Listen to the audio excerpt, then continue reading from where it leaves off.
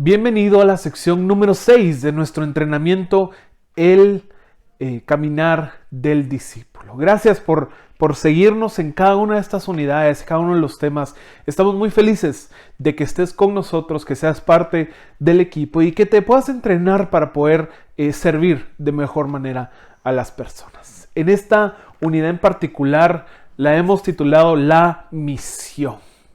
Después de ver cosas básicas acerca de qué es la fe, de tocar cosas importantes como quién es Jesús, bueno, quién es Dios, qué es el fruto y todas estas cosas que hemos visto, todo nos lleva hacia la misión, hacia la razón por la cual estamos aquí sirviendo en cada niño, que estamos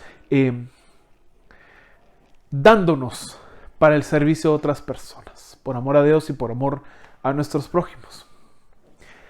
Y es que tenemos un rol muy especial en que ayudamos a las personas. Y bueno, esa historia es muy común en nuestra sociedad. Toda persona y toda generación crece con la idea de superhéroes, de estos personajes grandes, fuertes. En cualquier época siempre ha habido esta fascinación con personas con dones especiales que ayudan a otros. La mayoría de personas disfrutan en las historias de héroes, ya sean reales o imaginarios. Apreciamos pensar en alguien poderoso que llega al rescate de alguien necesitado. También apreciamos la compasión o hasta el sentido de obligación que impulsa a una persona a ayudar a otra. Sin embargo, tal vez lo que más nos gusta acerca de las historias de héroes es la manera en la que el rescate parece suceder precisamente en el último instante. ¿Podemos imaginarnos un momento así en nuestra mente? La situación es sombría, oscura, difícil. Las fuerzas del mal están en la cúspide de lograr sus metas y la vida de las personas inocentes ya casi están a punto de ser arrebatadas. Entonces, aparece en ese momento cuando lo último, la esperanza se disipa. Escuchamos a alguien decir: vengo a rescatarte. Llegó la salvación.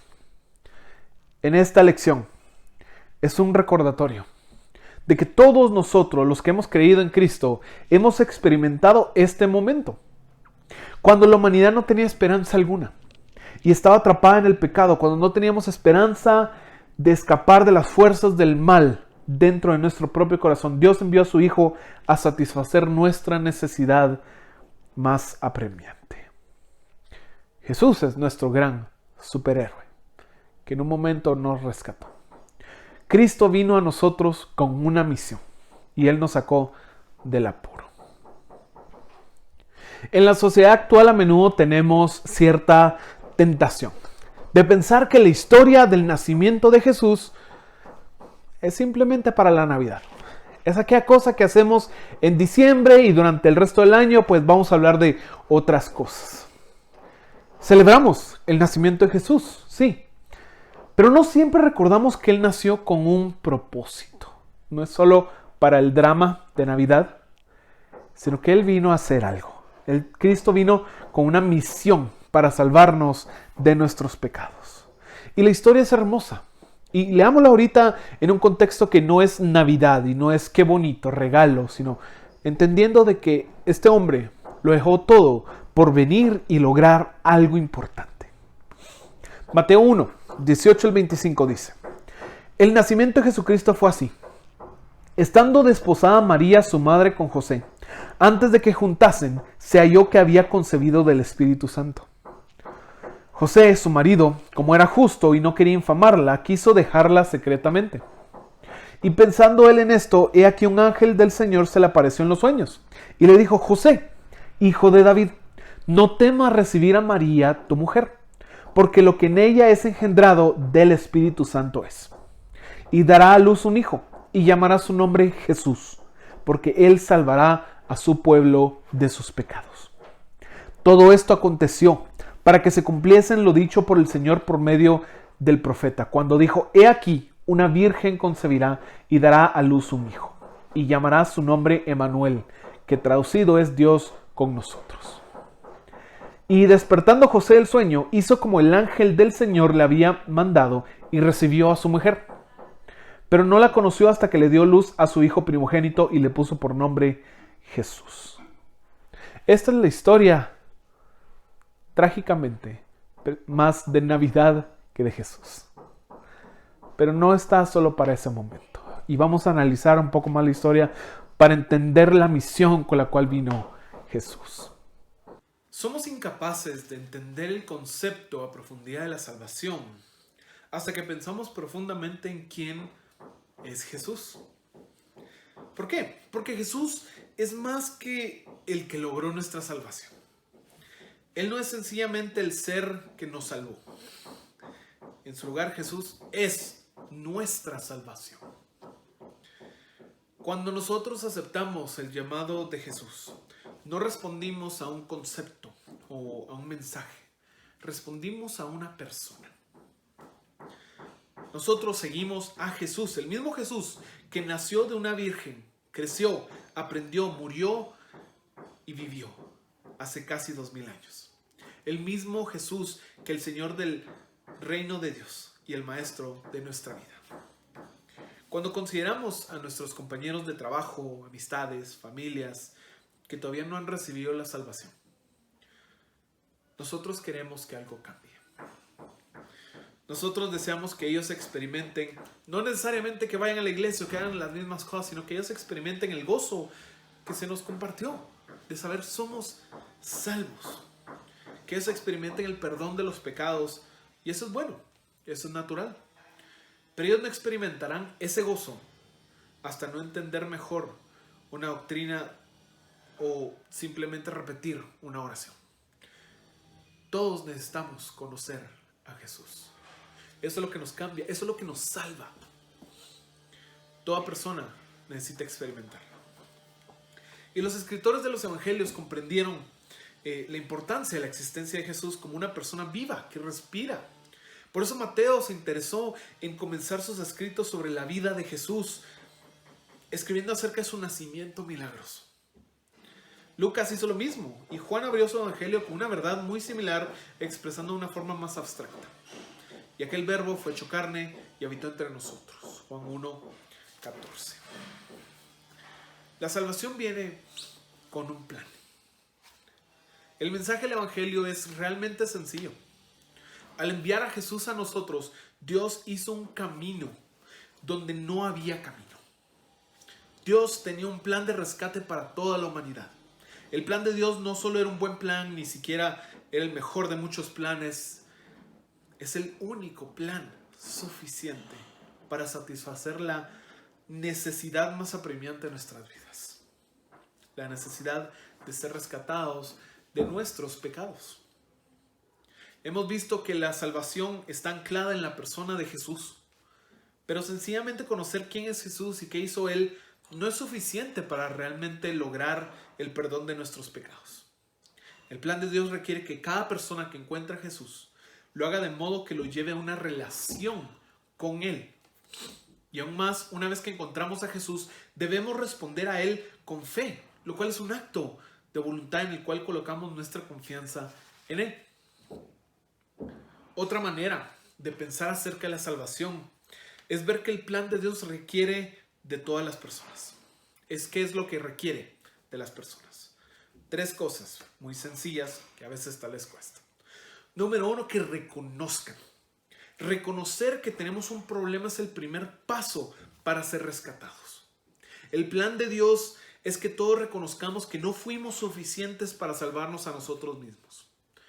Que ningún esfuerzo o ninguna buena conducta nos va a salvar. Que es Jesús el único camino de rescate para salir de la corrupción del pecado. Número 2 es que se arrepientan. Una vez que conocemos nuestra situación, debemos arrepentirnos. Y eso implica estar sinceramente deseoso de un cambio en nuestras vidas. Vimos en la primera unidad que arrepentirse no es simplemente estar triste o llorar. Es hacer un cambio. Es un cambio de dirección en nuestras vidas. Es decir, lo que yo hice es incorrecto y ahora voy a hacer esto o voy a dejar de hacer esto. Significa cambiar nuestro pensar acerca de nuestra conducta y alejarnos de manera decidida hacia el pecado, del pecado. Y número 3 es que reciban. Recibir la salvación viene como una oferta, un regalo de la gracia de Dios. Y ese regalo se debe recibir como un acto de fe. Y es que esas son las 3 cosas que se necesitan. Reconocer nuestra condición, reconocer que hay un problema, arrepentirnos, hacer un cambio y realmente decidir ir en otra dirección y recibir ese regalo gratuito de la salvación. Pueden parecer muy básicos estos conceptos, pero es importante tener un fundamento firme a medida que continuamos explorando nuestra misión como discípulos de Jesús. En esta lección hablamos sobre la forma en la cual Jesús vino a nosotros, que Él vino con una misión. Este hombre cambió nuestras vidas por completo. Jesús significa Salvador, pero también hay otro nombre que mencionamos incluso en nuestra lectura, que es atribuido a Cristo, que nos enseña mucho acerca del corazón de Dios. Nuevamente Mateo 1:23 dice: miren, la Virgen concebirá un niño, dará a luz un hijo y lo llamarán Emmanuel, que significa Dios está con nosotros. No era que Emmanuel fuera el segundo nombre de Jesús, sino que Jesús sería llamado por lo que significa. Se le sería atribuido este título. El versículo lo deja claro. No hay pierde, digámoslo así. Emmanuel significa Dios con nosotros. Pero es importante que reconozcamos lo crítico que esto identifica acerca de Jesús y acerca de Dios. Y es que Jesús no solo vino a morir, ser un sacrificio, vino a identificarse con nosotros, con todo lo bueno y también con todo lo malo. Él vino a sufrir. Parece extraño decirlo, pero recibimos muchas bendiciones del sufrimiento de Jesús. Es obvio que la más importante, pues, es la salvación, es la oportunidad de experimentar el perdón de nuestros pecados y disfrutar la reconciliación con Dios en esta vida. Sin mencionar, obviamente, la promesa de la vida eterna y la eternidad que nos espera. Pero no debemos pasar por alto las otras bendiciones que nos traen el sufrimiento de Jesús, por así decirlo, por más tal vez feo que suene eso. Por ejemplo, el hecho de que Jesús experimentó la vida con toda su extensión en nuestro mundo significa que Él está familiarizado con todo lo que nosotros vivimos. Él conoce toda tentación, Él conoce todo dolor y Él tiene empatía con nosotros. Él entiende, Él realmente entiende. Este es uno de los mensajes principales del libro de Hebreos. En Hebreos 4, 14 al 16 dice: por lo tanto, ya que tenemos un gran sumo sacerdote que entró en el cielo, Jesús, el Hijo de Dios, aferrémonos a lo que creemos. Nuestro sumo sacerdote comprende nuestras debilidades, porque enfrentó todas y cada una de las pruebas que enfrentamos nosotros. Sin embargo, Él nunca pecó. Así que acerquémonos con toda confianza al trono de la gracia de nuestro Dios. Ahí recibiremos su misericordia y encontraremos la gracia que nos ayudará cuando más la necesitemos. Jesús es Emmanuel, Dios con nosotros, porque entiende todo lo que nosotros pasamos. Él no está fingiendo el hambre, la sed, el cansancio, y definitivamente no estaba fingiendo el dolor en la cruz. Este Emmanuel, Dios con nosotros, no simplemente significa que físicamente Dios vaya a nuestro lado, sino que Él entiende y ha experimentado todo lo que a nosotros nos duele. Él sabe y lo comparte con nosotros. La historia de la salvación no está completa con el nacimiento de un bebé. Solo termina cuando ese bebé se vuelve hombre, experimenta todo lo malo que puede ofrecer en esta vida, es crucificado y al tercer día es resucitado y gana la victoria sobre la muerte. Hebreos también dice en Hebreos 5, 7 al 9: mientras estuvo aquí en la tierra, Jesús ofreció oraciones y súplicas con gran clamor y lágrimas al que podía rescatarlo de la muerte. Y Dios oyó sus oraciones por la gran reverencia que Jesús le tenía. Aunque era hijo de Dios, Jesús aprendió obediencia por todas las cosas que sufrió. De ese modo, Dios lo hizo apto para ser el sumo sacerdote perfecto. Y Jesús llegó a ser la fuente de salvación eterna para todos los que lo obedecen. Ese es nuestro Salvador, el que entiende todo nuestro sufrimiento y el que vino a mostrarnos que Dios está cerca.